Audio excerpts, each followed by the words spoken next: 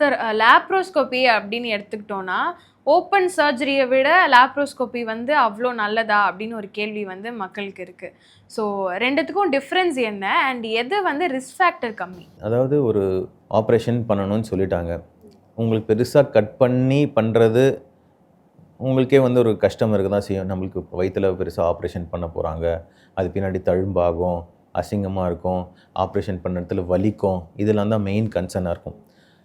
அது லாஸ்ட் எரால அப்படி தான் இருந்துச்சு. ஏன்னா ஓப்பன் சர்ஜரி தான் எல்லாத்துக்கும் பண்ணிகிட்டு இருந்தோம். இப்போ லேப்ரோஸ்கோபி ஃபஸ்ட்டு ஒரு விஷயத்தை கண்டுபிடிக்கிறதுக்காக ஆரம்பித்தது. அது ஓட்டை போட்டு உள்ளுக்குள்ளே பார்க்கலாம்.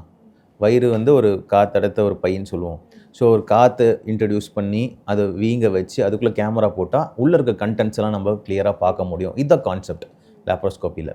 ஸோ நம்ம உள்ளே போய் பார்க்குறோம்.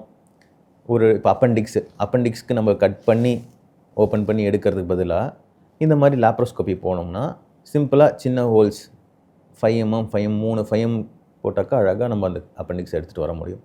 So minimal cut, early recovery and less stay in hospital, இதுதான் வந்து லேப்ரோஸ்கோப்பியோட ஒரு மெயின் இது. பேஷண்ட்ஸ்க்கு டே டு டே லைஃப்க்கு ஈஸியாக அவங்க சீக்கிரமாக திரும்ப முடியும்.